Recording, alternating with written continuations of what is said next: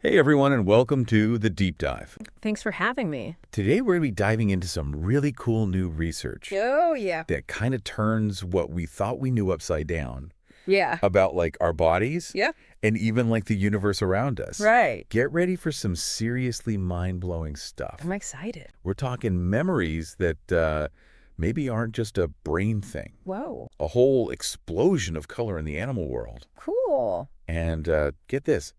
Mini tornadoes Huh. inside something that's both a solid A&D, a liquid at the same time. Oh, wow. So first up, this whole idea that memories Yeah. might actually exist outside the brain. Right? I gotta admit, that one really caught my eye. Yeah. I always thought memories were, all about neurons firing in the brain. Yeah, Is that yeah. not the whole story? It might be a way bigger story than we ever thought. Right. For the longest time, we've treated the brain like it's this special vault Yeah. for memories. But there's this new research Oh, that's hinting that our bodies might be playing a much bigger role. so my kidneys have memories. Well, What are they remembering? it's not quite like that. Okay. Think of it more like Okay. how your brain learns a new skill. Right. You repeat something over and over. Yeah. The brain cells make stronger connections, Ah. basically forming a memory of that skill. Okay. Well, researchers are seeing something similar Mm-hmm. in cells that aren't in the brain. Huh. They're not forming conscious memories, Okay. but they're responding to patterns and signals. So, how do they figure that out? Right. You can't exactly give a kidney cell a flashcard test. They used special chemical signals Okay. to create patterns for the cells to learn, Right, kind of right. like mimicking how our brains use neurotransmitters. Okay. And they found that when they delivered these signals in a specific way, Okay. like how we learn best with repetition and breaks, Mm-hmm. these cells activated a gene Mm-hmm. that's known to be involved in memory formation in the brain. So there's a memory gene Exactly. that's not just in the brain. Exactly. It's all over the place. And the fact that it gets activated in these cells Okay. when they're exposed to these learning patterns, Yeah. it's really causing scientists to rethink what memory is Wow. and where it lives in the body. So if we're full of mini brains, Right. what does that even mean for us? Well, the possibilities are really exciting. Like what? Imagine being able to enhance memory, Yeah. not just by focusing on the brain, Right. but by tapping into this potential Uh-huh. throughout the whole body. Wow. This could be huge for education, Yeah. for helping people recover from brain injuries, Mhm. even tackling age-related memory decline. It's like we've unlocked a secret level in our biology. Totally. You mentioned something earlier Yeah. about cancer cells and memory. Oh, right. That kind of freaked me out. Yeah, that's where this research raises some important and potentially challenging questions. Like what? If cancer cells can remember past treatments, Okay. could that be part of why some cancers become resistant to chemotherapy and come back? Wow. It's an area that needs way more research, Yeah. but it shows how this discovery could have a huge impact Uh-huh. on how we understand and treat diseases. Okay. That's a lot to think about. Right. It's like every cell in our body might have a story to tell. Yeah. You know what else tells us a story?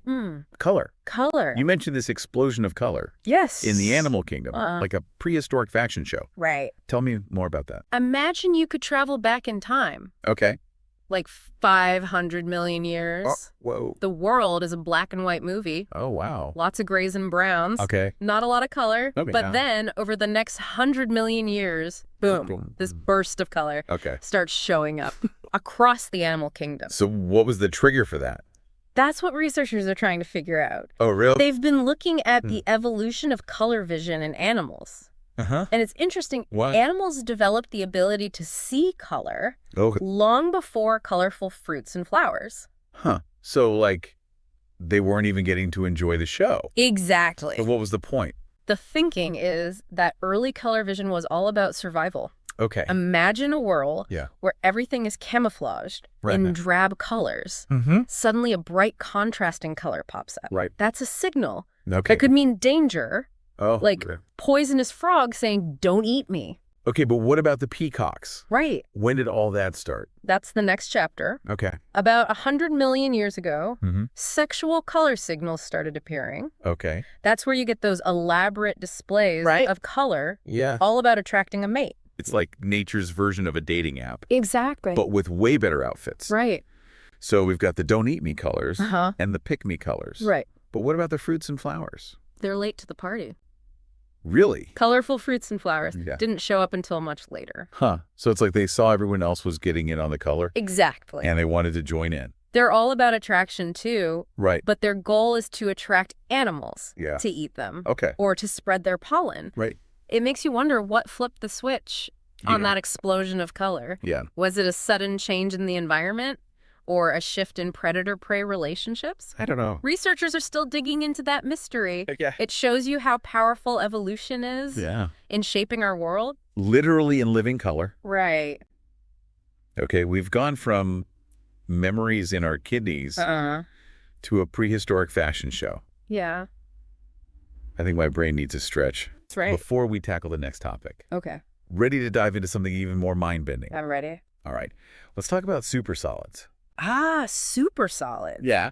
The rebels of the physics world. Okay. They break all the rules Yeah. about how we think about matter. Because they're both a solid Yes. and a superfluid. Yeah. How does that even work? I know, right? My brain already hurts. In simple terms, Okay. a super solid Yeah. is kind of like a ghost army marching in formation. Okay. You've got this rigid structure, like a solid, Okay. but the atoms within that structure Yeah. can also flow through each other Huh. without any friction, Okay. just like a superfluid. So they're there, but they can also pass through walls. It's like that. Okay. I'm lost. Right. I need the expert explanation here. Okay. How can something be solid? This is where we get into quantum mechanics. Oh. Imagine a world Right.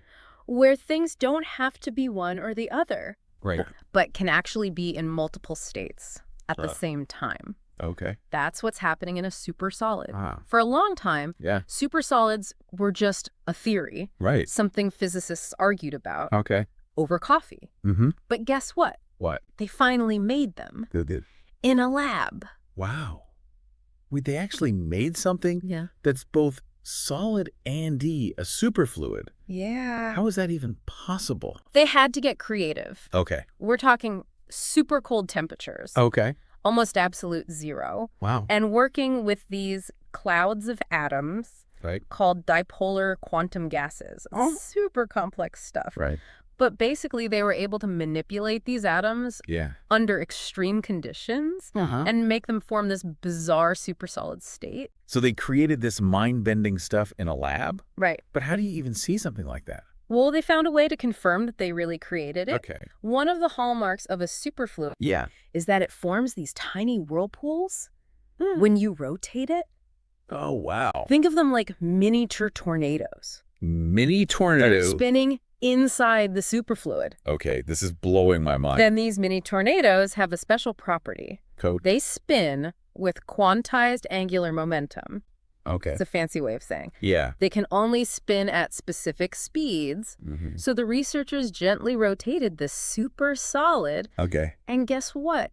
They saw those quantized vortices Wow. forming. So even though it was solid, Exactly. it was still flowing. Yeah. It was doing both at the same time. At the same time. This is amazing. Right. But why should we even care Right. about these weird super It's solids? definitely tool science. Yeah. No doubt. But like, is there something more?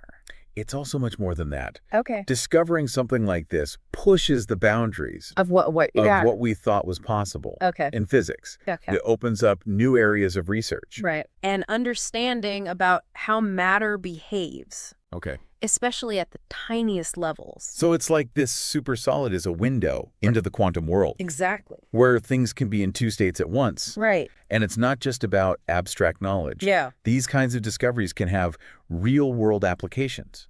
Think about superconductors, Okay. materials that can conduct electricity with zero resistance. Right. They're based on these same quantum principles. So these crazy concepts from the quantum world Yeah. could end up changing our lives Absolutely. in ways we can't even imagine yet. And one of the most exciting things about supersolids Yeah. is that scientists think they might actually exist Where? out in the universe, Like where? in places like Neutron stars. Oh, wow. The incredibly dense remnants of collapsed stars. Okay. Some of the most extreme environments we know of. So we could be studying something that's happening here in a lab, Right. but it might also be happening Yeah. in the most extreme corners of the universe. Exactly. That's incredible. It just goes to show that there's so much to discover Right. in the vastness of space Yeah. and in the tiniest realms of the quantum world. It's like those discoveries are way more intertwined than we ever thought. Absolutely. I think we need a moment to let all of this sink in. Yeah. Any thoughts about how these discoveries might impact our lives? I think one of the biggest takeaways is that we're only beginning to understand the true potential Of what? of our bodies Okay. and the universe around us, Wow. from the way our cells store memories Right. to the physics of supersolids. Yeah. There's so much more to uncover. I'm ready to keep exploring. Me too. Stay tuned. We'll be right back after a quick break. Sounds good. It's amazing, isn't it? Yeah. We were just talking about supersolids and those extreme environments. Right. Yeah. Makes you think about how life Yeah. thrives in crazy places too. That's true. We find life in the deepest oceans. Scorching deserts, even those freezing polar regions. Yeah. It's mind-blowing how adaptable life is. Totally. And speaking of adaptations, Oh, yeah. let's go back to that color revolution. Okay. It's not just about pretty colors, right? Well. It's this story of evolution and how life finds a way to thrive. Yeah. You mentioned those warning colors. Right. Probably evolved first Yeah. because they didn't need the animal to see them. Exactly. But what about those sexual colors that came later? Right. What was the evolutionary advantage of those flashy displays? It's all about standing out and showing off those good genes. Right. Imagine you're a female bird Okay. looking for a mate. Mm-hmm. All the males are trying to impress you. Yeah. And then this vibrant, colorful male struts in. It's like a signal. We kind of signal. Like, hey, I'm healthy, I'm strong, I've got great genes. So it's like a billboard. Exactly. Advertising their fitness. Right. But there's a risk too, right? Those bright colors can attract predators. Exactly. It's like a game of survival. It is. An attraction. Yeah, you're trying to find a mate, pass on your genes, Yeah. but not get eaten. It's a tough job. It's a classic evolutionary dilemma. Right. But in many cases, the benefits outweigh the risks. Makes sense. It makes you wonder about human attraction. How so? Do we have like subconscious preferences for certain colors? Interesting question. Yeah. There's actually some research on that. Oh, really? Some studies have found Yeah. that people rate others as more attractive when they're wearing red. So there's some truth to the lady in red thing. It's possible human attraction is complex, Right. but it's interesting to think about Yeah. how color might play a role. Yeah, even if we don't realize it. Right. It's like we're carrying these ancient legacies Wow. that still influence us today. It's like we're connected to the past We are. in ways we don't even know. It makes you appreciate the whole story of life, I agree. from those first single-celled organisms Right. to all the diversity we see today. It's amazing. And speaking of diversity, Yes. you mentioned how vision Mm-hmm. has evolved in different ways. It has. It's incredible to think about No, all the ways animals see the world, It really is. We take our own vision for granted. right? There's so many different eye designs out there. Like what? Compound eyes of insects Okay. that see multiple images at once, Oh, or the super sensitive eyes Yeah. of nocturnal animals right. that can see in the dark. That's incredible. But even with all that variation, Mm-hmm. there's a common thread. What do you mean? What's that? Well, the basic blueprint for eyes, Okay. the genes that control light sensitivity, Mm, and how eyes develop yeah. are remarkably similar Really? across a huge range of species. So even though a fly's eye Yeah. looks nothing like our own, Right. we're both using some of the same genetic building blocks. It shows you the power of evolution Right. to take a basic idea and remix it, Wow. to create all this diversity. It's incredible. It makes you wonder what else is hidden in our genes. What other adaptations are out there just Yeah. waiting to be discovered? Okay, so we've explored memory beyond the brain, a prehistoric color explosion, Right. and those mind-bending supersolids. I'm exhausted. Me too. It feels like we've taken a whirlwind tour We have. of the frontiers of science. Yes. And with each stop, Yeah. we've encountered this theme What theme? of interconnectedness. Oh, right. From the tiniest cells Yeah. to the vastness of the cosmos. It's amazing. I think that's one of the most beautiful things about science. What is? It's not just about collecting facts. Right. Or solving problems. Yeah. It's about uncovering these connections. I agree. Revealing the hidden patterns. The patterns that link everything together. There's like we're all part of this grand cosmic web. You're Woven together by physics, Yeah. by evolution, and the mystery of consciousness. It's pretty amazing. It really is. Yeah. It makes you realize Yeah. that the journey of discovery Yeah. never really ends. It doesn't. I'm ready for the next leg. Me too. Let's keep diving deeper. It's amazing, isn't it? What is? How much we've learned, Oh, yeah. but also how much more there is to discover. Right. Like every answer just leads to more questions. Exactly, and that's what makes science so exciting. Totally. I agree. So as we wrap up this deep dive, Okay. let's take a moment to think about those big aha moments. Okay. We started with this idea Uh-huh. that memories might not just be a brain thing. Right. Looking back, Yeah. what stands out to you most about that discovery? I think the most revolutionary part Yeah. is the shift in perspective. Okay. We always thought the brain was the only place for memories. Right, like it was the memory keeper. Exactly. But this research suggests our bodies might be way more involved. Wow. It's like a whole network Yeah. of memory storage Okay. extending beyond the brain. So it's like our entire being is engaged Yeah, in making and keeping those memories. I think so. That's incredible. And then we explored Yeah. that whole explosion of color. Right. That changed the animal world. Millions of years ago. What are your takeaways from that story? For me, it's the pure ingenuity Of what? of evolution. Yeah. It's not just random changes, you know? It's Right. like this dance Okay. between organisms and their environment. Mhm. Every adaptation, Yeah. every change in color or behavior, Okay. it tells a story Of what? of survival Wow.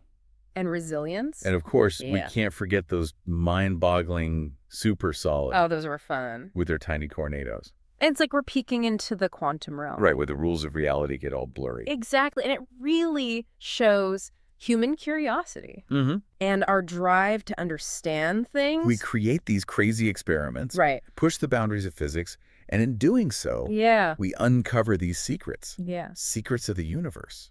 And it reminds us Yeah. how much we still don't know. I'm left with this sense of wonder Me too. and a new appreciation for how everything's connected. Yes. From the smallest particles Ooh, to the vastness of space. it's like we're all part of this grand tapestry, We are. woven together by physics, Uh-huh. evolution, Yeah. and consciousness. It's beautiful, isn't it? It really is. And it makes you realize What? that the journey of discovery never ends. It does. It's always ongoing. Well, I hope our listeners Yeah. have enjoyed this deep dive with us. Me too. And remember, the exploration doesn't stop here. Right. There's always more to learn, Always more to question. more to wonder about. Keep those minds curious. Absolutely. And if you enjoyed today's episode, Yeah. don't forget to like, subscribe, and share it with your friends. Thanks for listening, everyone. Until next time, keep those minds curious.